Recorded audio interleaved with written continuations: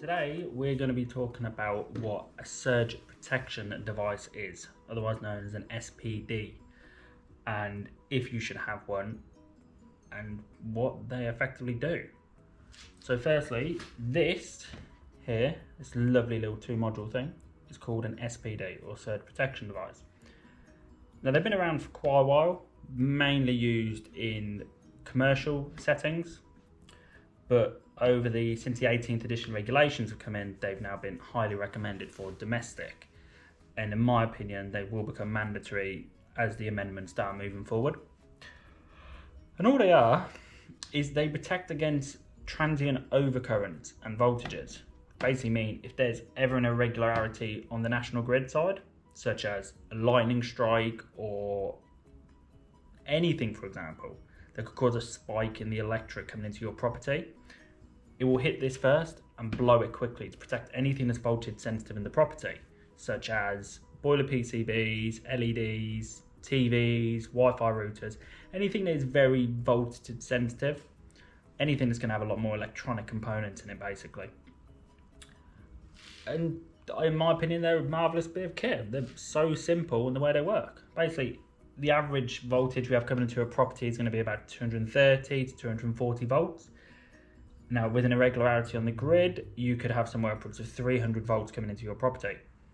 And all that'll happen is, if that happens, this little green light on the SPD will just turn red, which indicates that that cartridge has blown. It's protected the property. They're like a one-hit wonder type of thing. And if you ever notice that's red, you need to ring a qualified electrician to come out. And all they'll do is they'll turn the power off. And they will, sorry, it's a bit tight, pull the cartridge out. That's all they are. And they'll replace it for a new one, line it back up, push it in, turn the power back on, and it's ready to go again. Now, one thing you will notice is that there's two here.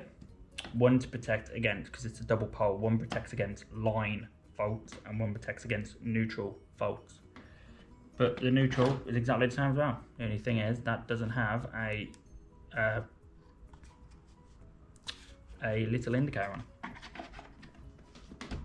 But yeah, that's all they are. Quite a marvellous big kit. As I said, they are highly recommended now and soon becoming mandatory. The NIC, EIT say that if you choose not to have one of these fitted on a consumer unit upgrade, we have to get written proof from you to state that you've been informed by us to make sure you're aware. But I think over the next 5 years or so, they'll become a mandatory part of a consumer unit upgrade. I personally am fitting them on all jobs anyway, just to be safe. But in terms of price, they're probably going to be about an extra £90 to £120 extra per consumer unit, all depending on what type of brand though. That's considering a Hager brand, which is one of the most elite domestic fuse boards in the industry. Cheaper boards, maybe they'll range about £60 or £70 extra, but that's the given. And that's all they are. Dead easy to install. Any electrician doing, they just connect into the outgoing ways of the bottom of the main breaker, and you have an earth fly lead that connects into the earth bar. And that's it. Yeah. Hope this helps. Thank you. Bye.